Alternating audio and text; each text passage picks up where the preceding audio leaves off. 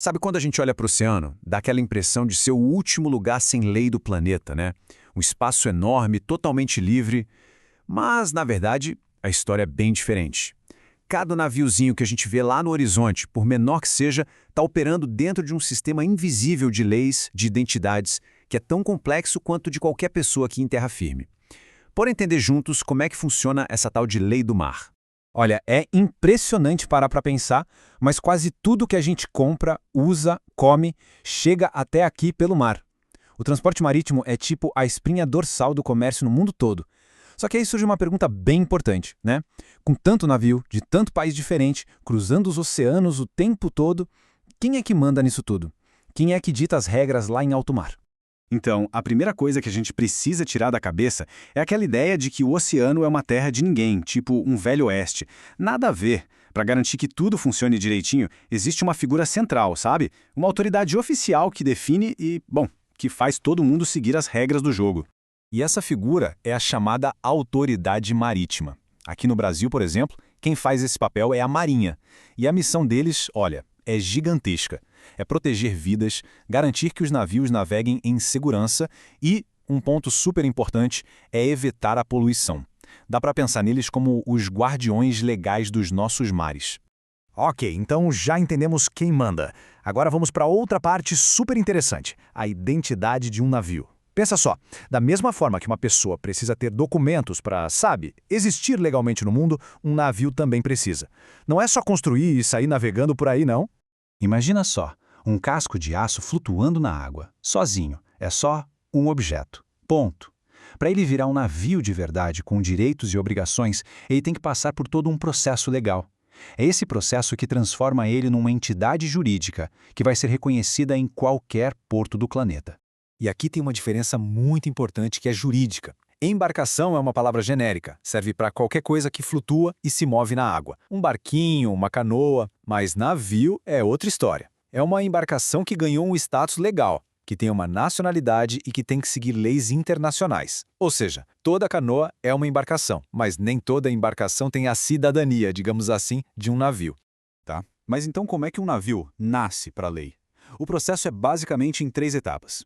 Primeira, a construção tem que estar 100% concluída. Segunda, o dono precisa registrar essa propriedade, bem parecido com a escritura de uma casa. E a terceira etapa, que é a mais importante de todas, esse registro dá ao navio uma nacionalidade. É aí que ele ganha o direito de hastear a bandeira de um país. É como se ele criasse um passaporte para poder navegar pelo mundo todo. Beleza. Com a identidade legal toda certinha, o navio está pronto para trabalhar. E o tipo de trabalho que ele vai fazer é classificado pela lei. Existem diferentes tipos de navegações, cada uma com sua função.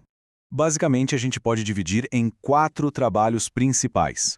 Tem a navegação de longo curso, que são as viagens internacionais entre países. Tem a cabotagem, que é quando o navio viaja só entre portos do mesmo país. E, por último, tem as navegações de apoio, que são aquelas que dão suporte para plataformas de petróleo lá em alto mar, ou que ajudam outros navios a manobrar dentro dos portos, tipo os rebocadores. Mas a gente sabe, né? O mar pode ser imprevisível, impiedoso até. Navegar envolve riscos enormes. E quando um acidente acontece a quilômetros e quilômetros da costa, as consequências podem ser, nossa, catastróficas. Pensa em colisões, naufrágios, incêndios.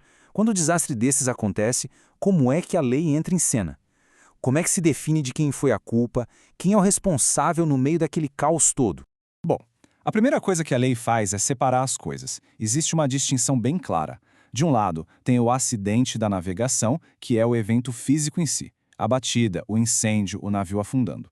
Do outro lado, tem o fato da navegação. E isso aí é a causa humana ou de procedimento que levou ao acidente. Tipo, uma tripulação sem treinamento, uma carga guardada de qualquer jeito ou uma decisão errada do capitão. E a lei é super específica nisso, sabe? Ela tem nome para tudo. Naufrágio, encalhe, colisão. Tem até um nome só para quando um navio bate em outro. Abalroação. E toda essa precisão não é por acaso não. É que cada um desses nomes aciona protocolos diferentes, seguros diferentes, responsabilidades legais diferentes. E olha só que curioso, as causas de um acidente podem ser mais bizarras do que qualquer filme.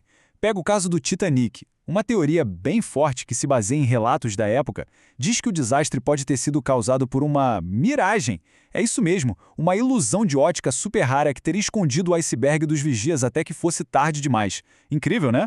Então, passou o resgate, a poeira baixou, aí começa a busca por respostas.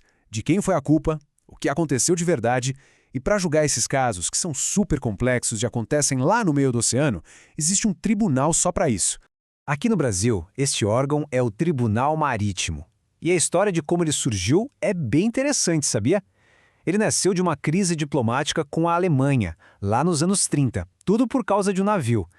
Hoje, é ele que tem a função de investigar e julgar os acidentes e os fatos da navegação que acontecem nas nossas águas. Basicamente, o tribunal tem duas grandes funções.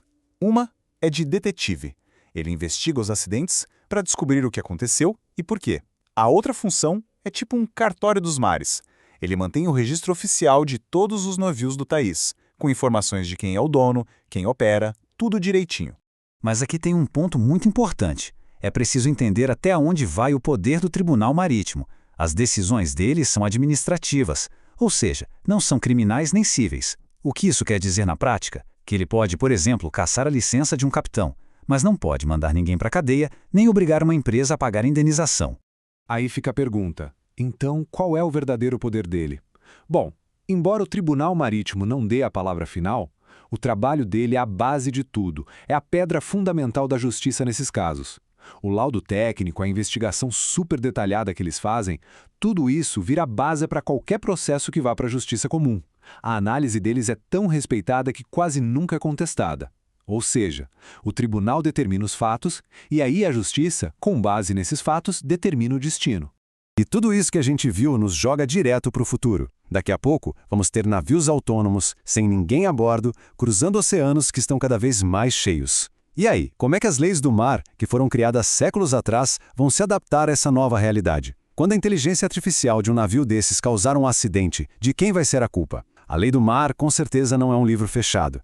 As próximas páginas dela, bom, elas estão sendo escritas neste exato momento.